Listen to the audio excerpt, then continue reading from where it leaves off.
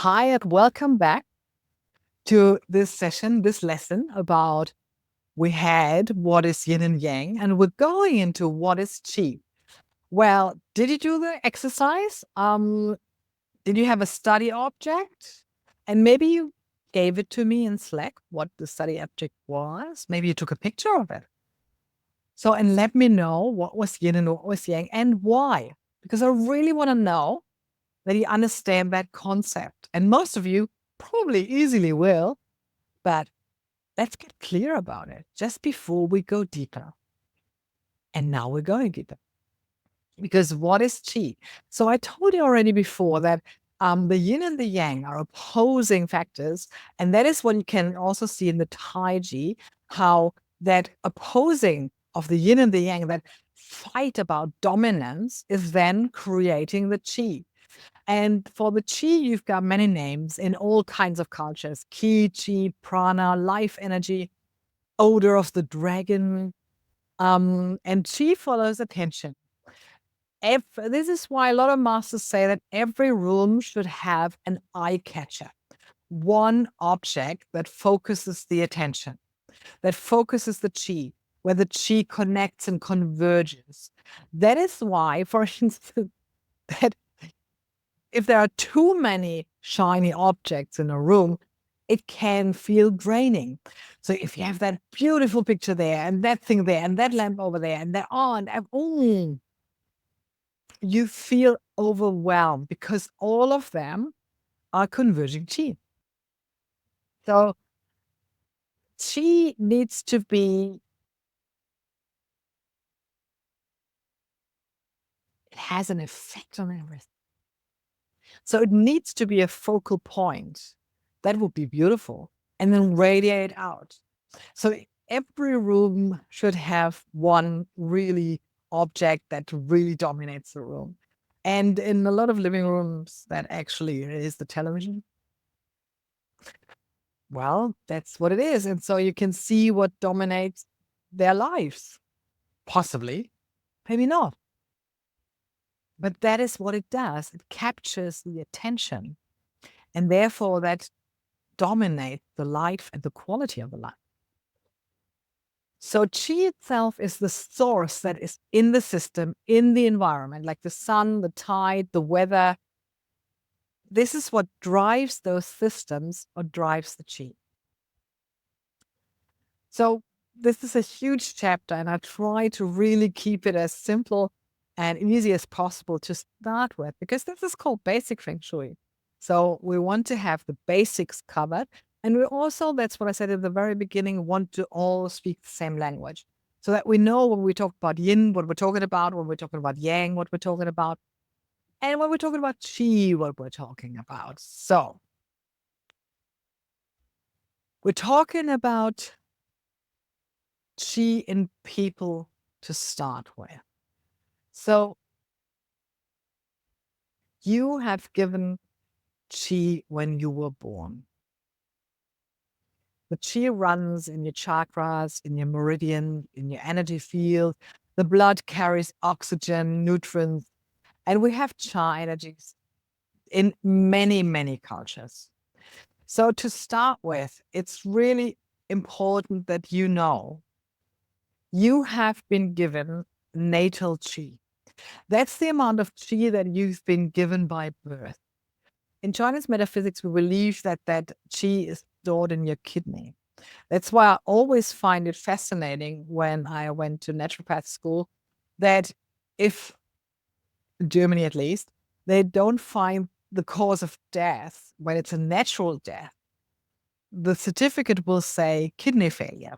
And I found this interesting because if it's true that what Chinese metaphysics believes, that your qi is stored in the kidney, and once the qi has run out, you die, that will make perfectly sense if that's then the kidney failure. But let's go from the end back to the start. You're born with natal qi. This is what you've been given from your parents, from your heritage, what you've been born with.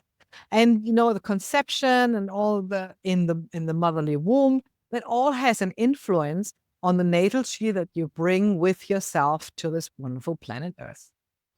So then next point is after that, you will start using that chi.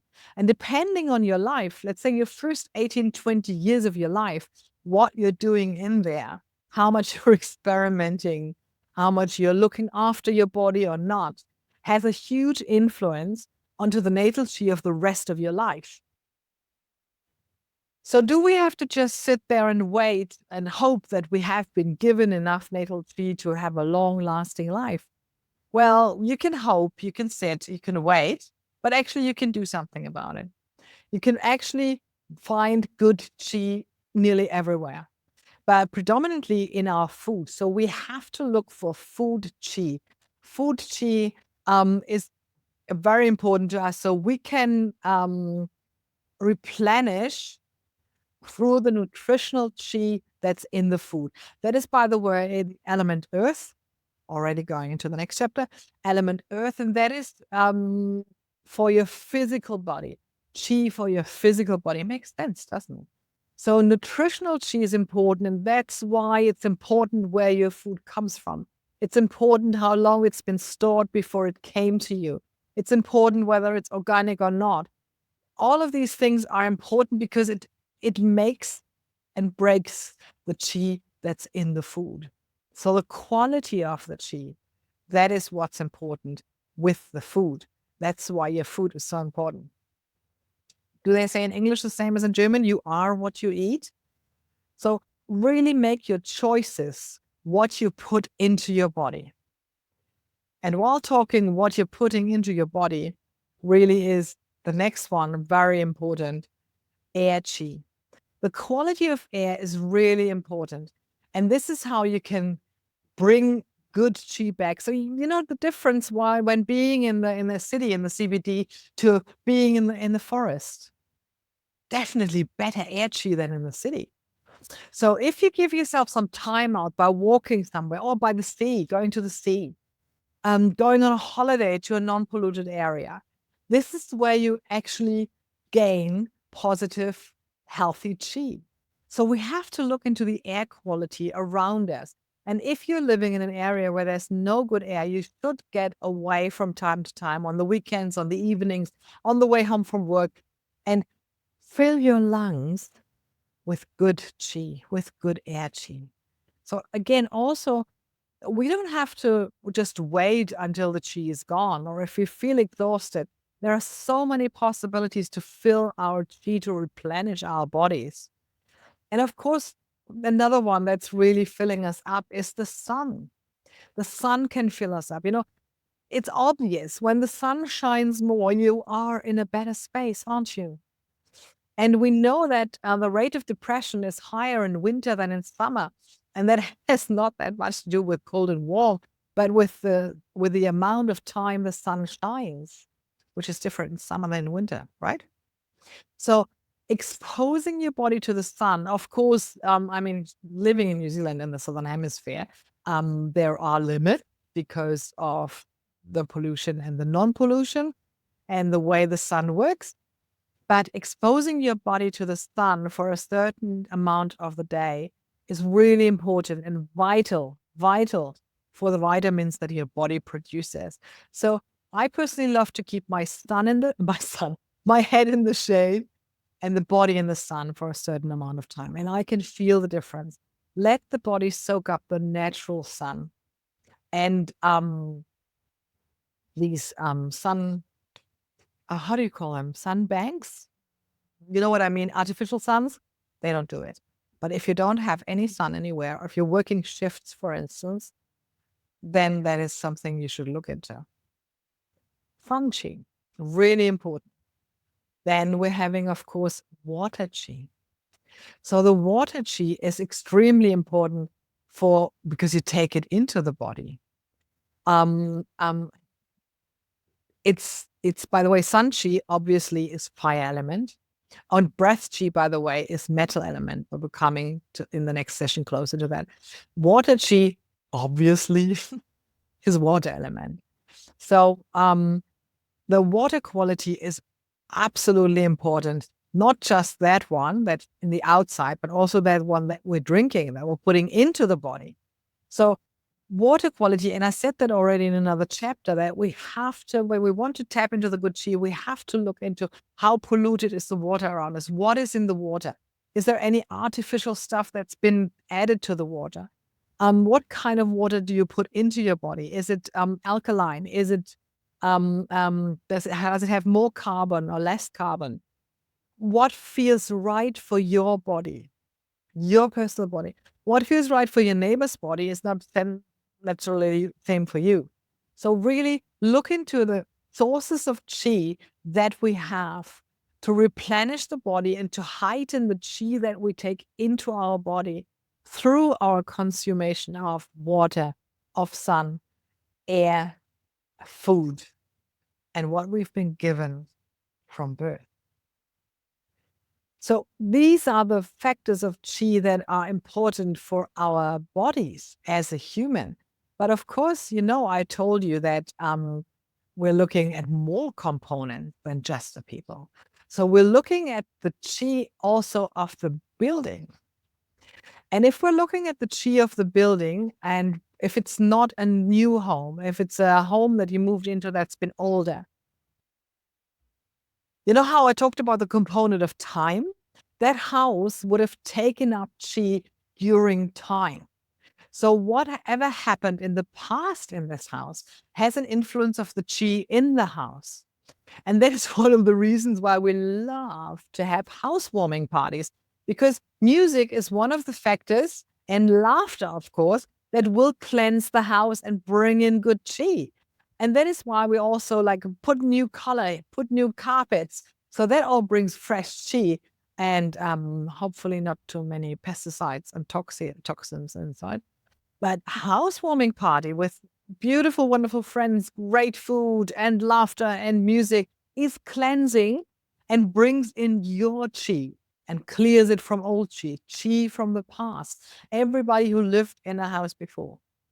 And you know that we're house sitting. So sometimes when we come into houses, we can feel the chi of the people who normally live in there. And we can really observe how, if there's animals with us, and that's the reason why we're house sitting there, how the animals react differently to us than to the owner, because we are bringing a different chi in there. So it is different for us. We're picking up on the energy. And that's why for us, it's really problematic to have very short houses. And of course, better when there's longer houses because it's our chi that is in the house. So chi in buildings has many components, and we're going more into that when we're talking about the interior flow.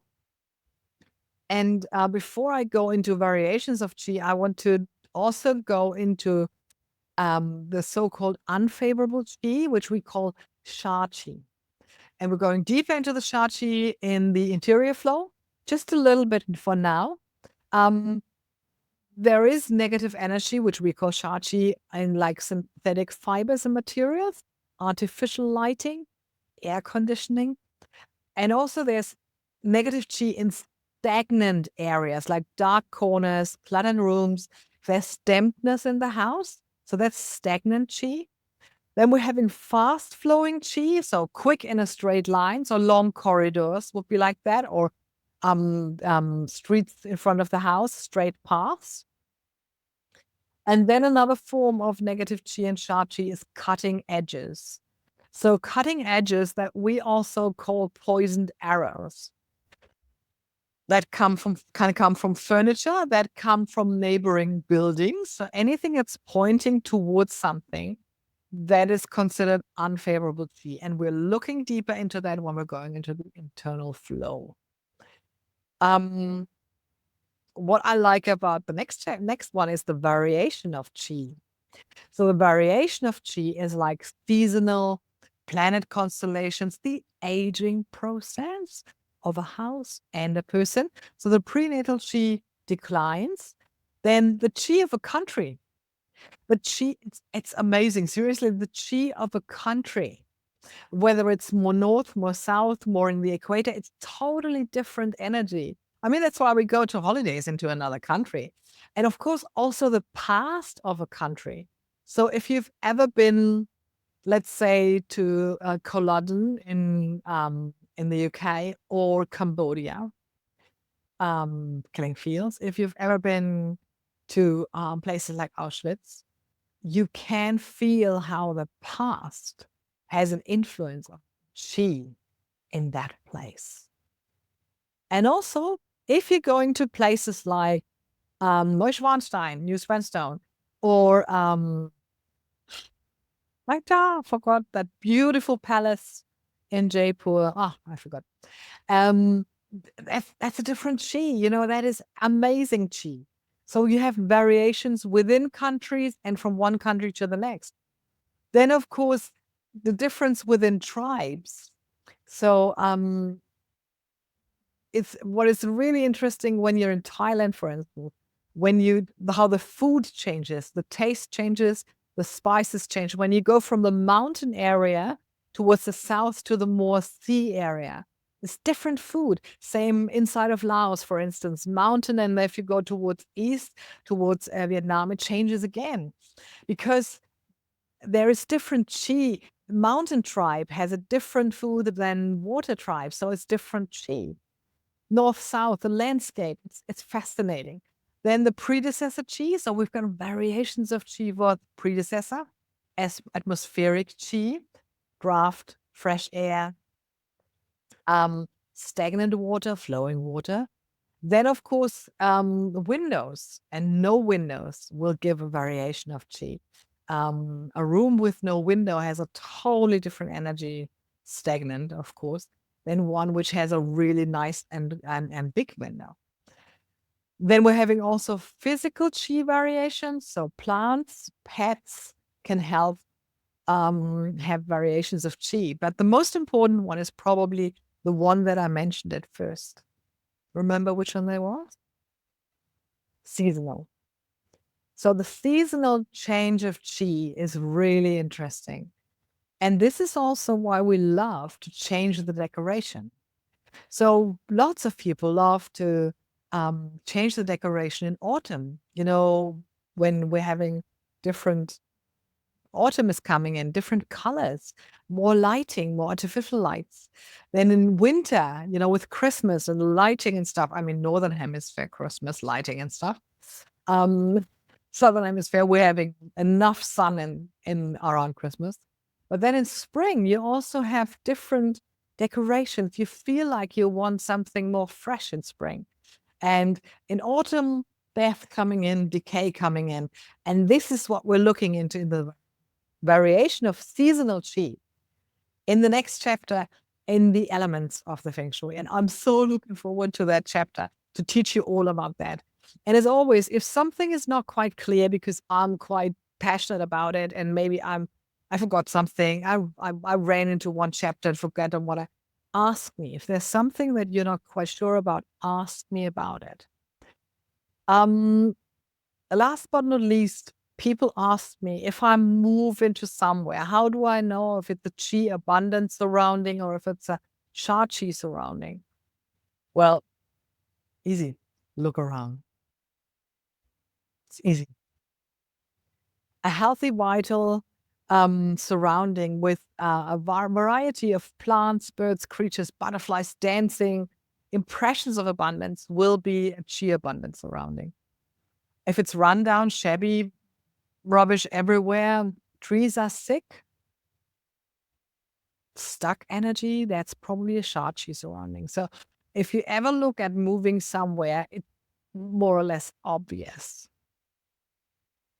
Should you only move into a qi abundant surrounding? Not necessarily, to be honest. Not necessarily.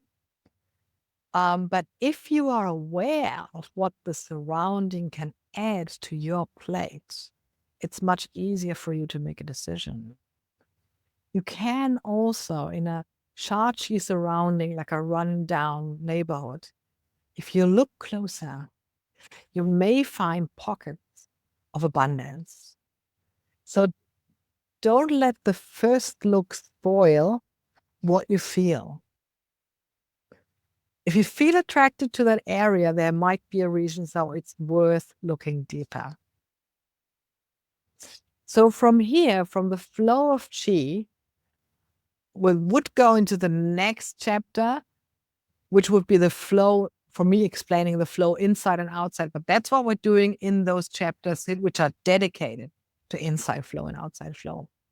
From here, from the chi, we're going in the next lesson into the elements, 5 elements. Why did I say 9? I don't know. Into the 5 elements of Feng Shui. Looking forward to that. That will be a very nice free flow session. Oh, homework for you. Oh, I nearly forgot. Oh my God. Homework for you. In your home, and you can choose your whole home or just one room. That's totally fine. Whatever you feel is better and easier for you. You can start in one room and then expand to the house. Depending on your level of confidence, do a room to start with. If you're more confident, do the whole house. Find areas in your home or your room where you feel it's chi abundant, positive chi flow, and why. And find areas maybe where there is sha chi, be it stuck energy, be it poison arrows. Just find them. Don't be alarmed about it. Don't panic about it if you find these things, because they are what they are and they mean something. And if you want to, let me know about them. And because that's the beauty of Feng Shui. Within everything that we find, we learn something about us. So take one room, or maybe you want your whole house, but take one room and see where the chi flow in this room is abundant and beautiful, and see where you feel that in this room there is sha chi surrounding, be it stagnant, be it damp, any of the forms that I mentioned. And maybe you also find why. And let that sit with you. Because I want you to understand that both is part of us.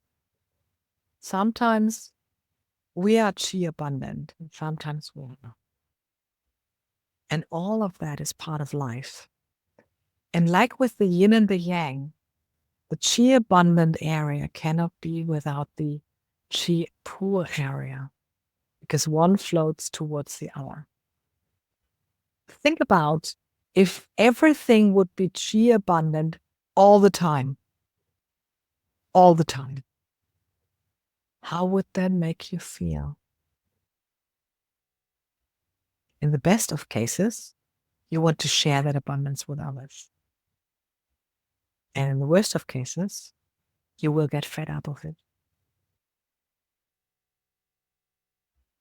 So again, right or wrong is just a judgment. It is what it is. Go and do your homework. And I see you again in the next lesson. Looking forward to it. Bye.